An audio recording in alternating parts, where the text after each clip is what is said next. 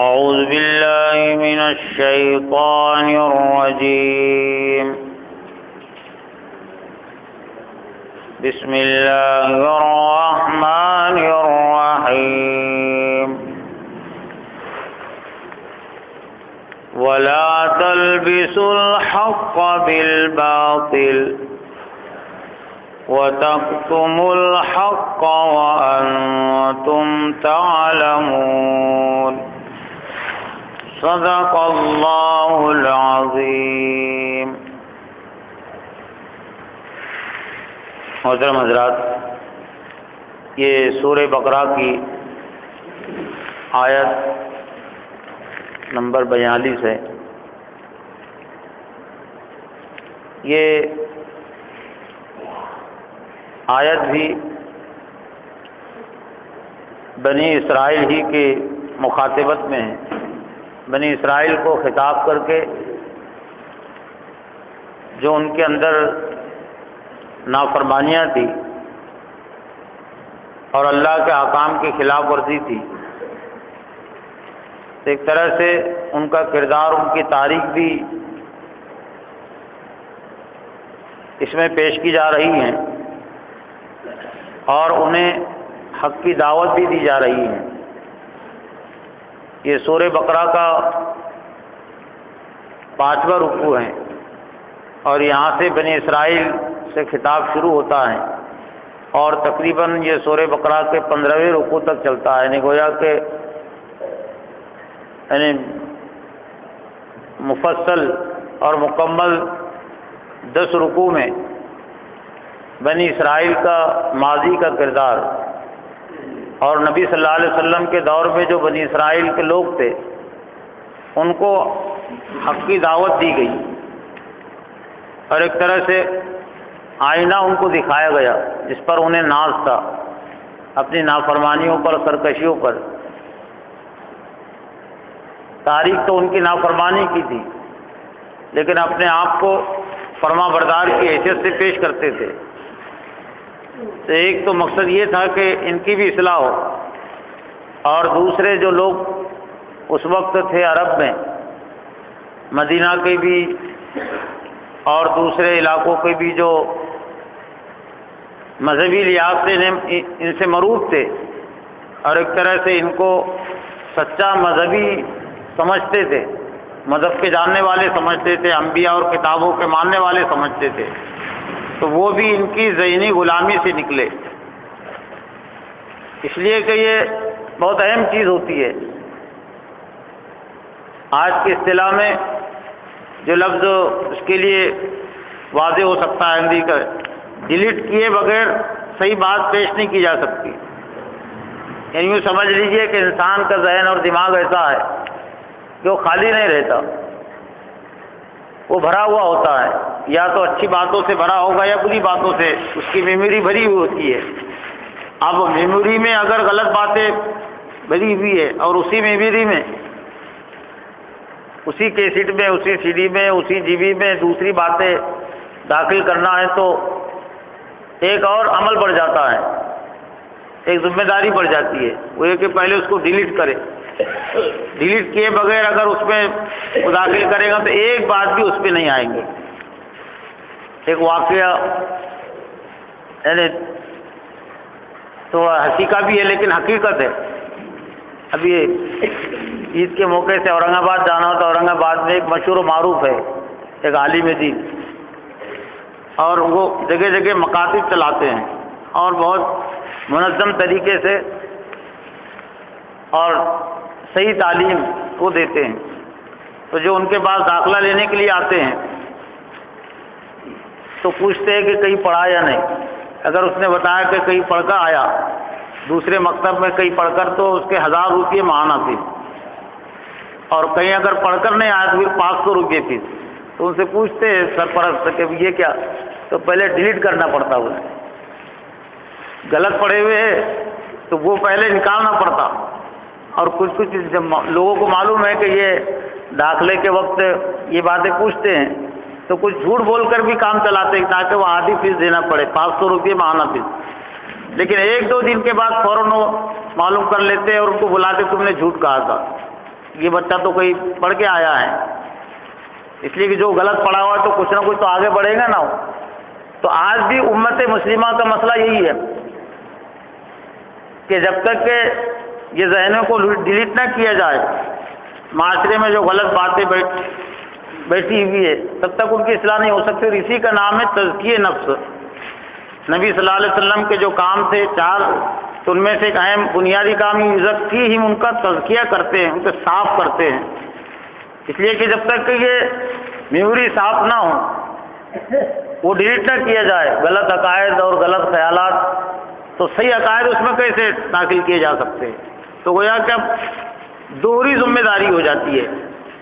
یعنی ہم یوں کہہ سکتے ہیں کہ جو نئی نسل ہے جو ابھی تو ان پر تو ایک ہی طرح کے کام کی ضرورت ہے، لیکن جن کی عمریں کچھ زیادہ ہو گئی، جن پر کچھ اثرات ہے مسلکوں کے، جماعتوں کے، سیاسی لیڈران کے، تو ان کے اصلاح کے لیے صرف باتیں بتا دینا کافی نہیں ہے جب تک کہ ذہن اور دماغوں کو ان کو پاک اور صاف نہ کرے۔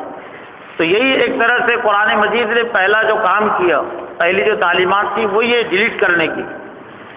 کہ وہ اپنے ذہن اور دماغوں کو پاک اور صاف کرے۔ مدینہ کے جو لوگ ان سے معروف تھے تو اپنے ذہن اور دماغوں سے یہودیوں کی بالادستی نکالے،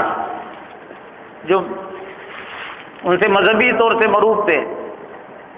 ان کے اخلاق و کردار سے، کیونکہ صرف دعوت سے جو معروف تھے تو ان کی تاریخ صحیح پیش کی گئی۔ وَلَا تَلْبِسُوا الْحَقَّ بِالْبَاطِلِ وَتَكْتُمُوا الْحَقَّ وَأَنْتُمْ تَعْلَمُونَ۔ صاف اس کا جو یہ ترجمہ ہے، اور مت چھپاؤ حق کو باطل کے ذریعے، اور تم حق کو چھپاتے ہو حالانکہ تم جانتے ہو۔ ایک اس کا مفہوم اور ترجمہ یہ، اور اس کا اطلاق اس پر کریں گے ولا، تو مت چھپاؤ حق کو، وانتم تعلمون، حالانکہ تم جانتے ہو۔ اس پس منظر میں بات کہی گئی کہ یہ سب جانتے تھے حق کیا ہے، ناحق کیا ہے، لیکن اس کے باوجود بھی حق کو چھپاتے، اس لیے کہ حق کو اگر ظاہر کریں گے تو پھر حضرت محمد صلی اللہ علیہ وسلم کی نبوت اور رسالت کی تصدیق کرنی پڑے گی، ان کی بالادستی قبول کرنی پڑے گی، اور یہ ماننا پڑے گا کہ اللہ کا نبی ہے اور سچے نبی ہے۔ اس لیے اب اس سے بچنے کے لیے کیا؟ اس سے بچنے کے لیے کہ حق ہی کو چھپایا جائے یا حق کو مشتبہ بنا کر پیش کیا جائے۔ اور ایک طرح سے امت مسلمہ کو بھی اس میں خطاب ہے کہ امت مسلمہ بھی اس طرح کا کردار طرز عمل اختیار نہ کرے، اس لیے کہ نبی صلی اللہ علیہ وسلم کی جو پیشن گوئیاں ہیں ان میں سے ایک یہ بھی ہے کہ لَتَبِنُّ سُنَنَ مَنْ كَانَ قَبْلَكُمْ، کہ تم اتباع اور پیروی کرو گے تم سے جو پہلے لوگ گزرے۔ تو صحابہ کرام نے پوچھا کہ کیا اس سے یہود اور نصارہ مراد ہے؟ آپ نے کہا کہ اس کے علاوہ کون ہو سکتا ہے؟ حزن نال بن نال، آپ نے جو مثال دی جس طرح سے دو جوتے آپس میں بالکل مشابہ ہوتے ہیں، اسی طرح سے تمہاری تاریخ ان کے مشابہ ہو جائے گی۔ اور آپ نے پھر مثال کے ذریعے سمجھایا کہ اگر ان میں سے کوئی گو کے دل میں اگر داخل ہوا ہوگا تو تم میں بھی کوئی گو کے دل میں داخل ہوگا، اور ان میں سے اگر کسی نے اپنی ماں کے ساتھ اگر زنا کیا ہوگا تو تم میں ایسا کوئی بدبخت ہوگا کہ وہ بھی اپنی ماں کے ساتھ زنا کریں گے۔ لیکن یہ بات کیوں کہی گئی؟ بچنے کے لیے کہ امت مسلمہ قدم قدم پر اور لفظ لفظ پر سوچے کہ کہیں ہمارا تعلق بنی اسرائیل کے کردار طرز عمل سے تو نہیں، لیکن کچھ اس کا الٹا ہی مفہوم لیتے ہیں، منفی، جسے کہیں الٹی سوچ، کہ جب اللہ کے رسول نے کہہ دیا تو پھر ہونے والا، اس میں کیا ہے پھر، یعنی ویسے ہی کرنا پھر۔ تو یہ غلط سوچ ہے، جبکہ وہ بات جو کہی گئی وہ تنبیہ کے لیے، بچانے کے لیے۔ تو مت چھپاؤ حق کو، لبس یلبسو، اسی سے لباس بنا۔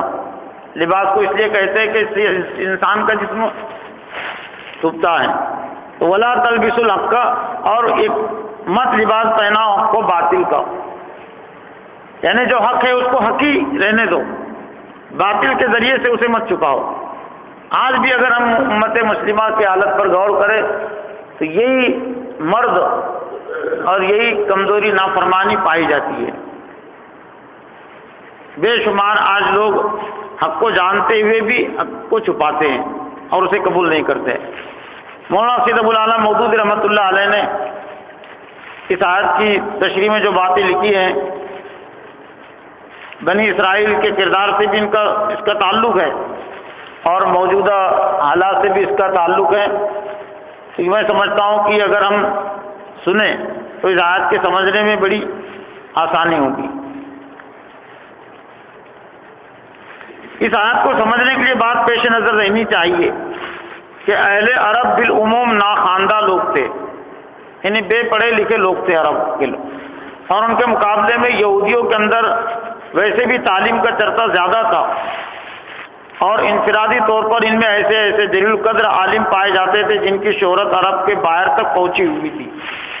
اس وجہ سے عربوں پر یہودیوں کا علمی رعب بہت زیادہ تھا۔ پھر ان کے علماء اور مشائخ نے اپنے مذہبی درباروں کی ظاہری شان جما کر اور اپنی جھاڑ پھونک اور تعویذ گنڈوں کا کاروبار چلا کر ان کا رعب اور بھی زیادہ اور گہرا وسیع تر کر دیا تھا۔ آج بھی یہ تعویذ گنڈوں کے ذریعے سے، پھونک پھاک کے ذریعے سے، بابا گیری کے ذریعے سے یا صوفیت اور خانقاہوں کے ذریعے سے امت مسلمہ پر علماء حق کا رعب اتنا نہیں ہے،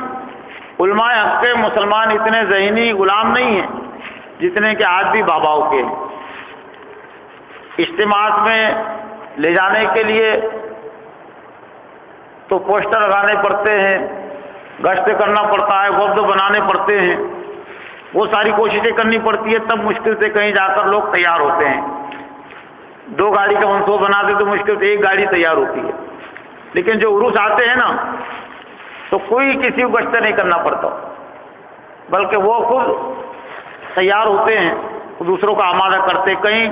یہ دیکھنے میں نہیں آتا کہ عروس کے لیے گاڑی جا رہی ہے اور انہوں نے منصوبہ بندی بنائی کہ بھائی لوگوں کو تیار کرنا ہے، لوگ خود بخود تیار ہوتے ہیں اور گاڑیاں بھر جاتی ہے، لوگ چلے جاتے ہیں۔ تو گویا کہ آج بھی مسلمانوں کی جو اکثریت ہے وہ یہی غلط کاموں سے، مزاروں سے اور باباؤں سے، تعویذ گنڈوں سے اور شرک اور بدعات سے ہی مروب ہے، اسی سے تعلق ہے۔ تو اب یہ اس قوم کا حال ہے کہ جس قوم میں آخری نبی ہے، یعنی جو آخری نبی کی دعوے دار قوم ہے، اور وہ نبی کی تعلیمات کی حفاظت اللہ تعالیٰ نے لی، اور صرف 1400 سال کا عرصہ ہو رہا ہے۔ اب اس قوم کی حالت کو دیکھیے کہ ان کی تاریخ ایک لمبی تاریخ ہے۔ حضرت عیسیٰ علیہ السلام کو بھی 500 سال کا عرصہ ہو چکا تھا، پھر وہ جو تعلیمات تھی وہ تعلیمات بھی صحیح حالت میں نہیں تھی، لوگوں نے اس میں ترمیمیں کر ڈالی تھی، ان کے خود ماننے والوں نے۔ تو کیسی ان کی شکل صحیح ہوگی تو آسانی سے سمجھا جا سکتا ہے۔ اس وجہ سے عربوں پر یہودیوں کا علم رعب اور بہت زیادہ دبدبہ تھا۔ پھر ان کے علماء اور مشائخ نے اپنے مذہبی درباروں کی ظاہری شان جما کر اپنی جھاڑ پھونک اور تعویذ گنڈوں کا کاروبار چلا کر اس رعب کو اور بھی زیادہ گہرا کر دیا تھا۔ خصوصیت کے ساتھ اہل مدینہ ان سے بے حد مرعوب تھے، اور اب مدینہ والوں ہی کو اسلام کے لیے تیار کرنا تھا، کیونکہ ان کے آس پاس بڑے بڑے یہودی قبائل آباد تھے۔ رات دن کا ان سے میل جول تھا، اور اس میل جول میں وہ ان سے اسی طرح شدت کے ساتھ متاثر تھے جس طرح ایک ان پڑھ آبادی زیادہ تعلیم یافتہ، زیادہ متمدن اور زیادہ نمایاں مذہبی تشخص رکھنے والے ہمسایوں سے متاثر ہوا کرتی ہے۔ یہ ہندوستان کی، یہ صرف مسلم معاشرے کی سوچ نہیں ہے، ہندو معاشرے کی بھی یہی سوچ ہے۔ ہندو معاشرے پر بھی برے منو ہی کا اثر ہے، حالانکہ تعداد میں کم ہے، لیکن پورے ہندو معاشرے پر انہی کا اثر ہے، اور انہی کے زیر اثر یہ سوچتے ہیں، سیاسی لحاظ سے بھی اور مذہبی لحاظ سے بھی۔ ان حالات میں جب نبی صلی اللہ علیہ وسلم نے اپنے آپ کو نبی کے حیثیت سے پیش کیا اور لوگوں کو اسلام کی طرف دعوت دینی شروع کی، تو قدرتی بات تھی کہ ان پڑھ عرب اہل کتاب یہودیوں سے جا کر پوچھتے کہ آپ لوگ بھی ایک نبی کے پیرو ہیں اور ایک کتاب کو مانتے ہیں، آپ ہمیں بتائیں کہ یہ صاحب جو ہمارے اندر نبوت کا دعویٰ لے کر اٹھے ہیں، ان کے متعلق اور ان کی تعلیم کے متعلق آپ کی کیا رائے ہے؟ چنانچہ یہ سوال مکے کے لوگوں نے بھی یہودیوں سے بارہا کیا،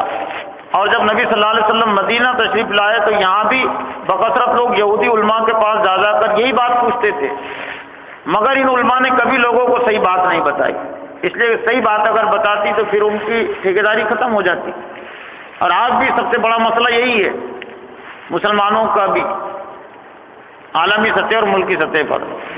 ان کے لیے یہ کہنا تو مشکل تھا کہ توحید جو نبی صلی اللہ علیہ وسلم پیش کر رہے غلط ہے، یا انبیاء اور کتب آسمانی اور ملائکہ اور آخرت کے بارے میں جو کچھ آپ کہہ رہے ہیں اس میں کوئی غلطی ہے، یا وہ اخلاق اصول جن کی آپ تعلیم دے رہے ہیں ان میں سے کوئی چیز غلط ہے، لیکن وہ صاف صاف اس حقیقت کا اعتراف کرنے کے لیے بھی تیار نہ تھے کہ جو کچھ آپ پیش کر رہے ہیں وہ صحیح ہے۔ وہ نہ سچائی کی کھلی تردید کرتے تھے، نہ سیدھی طرح اس کو سچائی مان لیتے تھے۔ ان دونوں راستوں کے درمیان انہوں نے یہ طریقہ اختیار کیا تھا کہ ہر پوچھنے والے کے دل میں نبی صلی اللہ علیہ وسلم کے خلاف، آپ کی جماعت کے خلاف اور آپ کے مشن کے خلاف کوئی نہ کوئی وسوسہ ڈال دے، کوئی الزام آپ پر چسپاں کر دے، کوئی ایسا شوشہ چھوڑ دے کہ جس سے لوگ شکوک و شبہات میں پڑ جائے، اور طرح طرح کے الجھن میں ڈالنے والے سوالات چھیڑ دیتے تھے تاکہ لوگ ان میں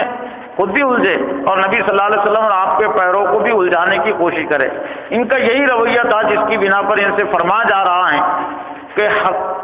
پر باطل کے پردے نہ ڈالو، یعنی حق پر باطل کا لباس نہ چڑھاؤ، اپنے جھوٹے پروپیگنڈے اور شریرانہ شبہات اور اعتراضات حق کو دبانے اور چھپانے کی کوشش نہ کرو، اور حق و باطل کو خلط ملط کر کے دنیا کو دھوکہ نہ دو کہ ایک بات سچ کہتے تھے اس میں 10 باتیں غلط ملا دیتے تھے، یا کسی کی اگر صحیح باتیں ہے 10 باتیں بھی صحیح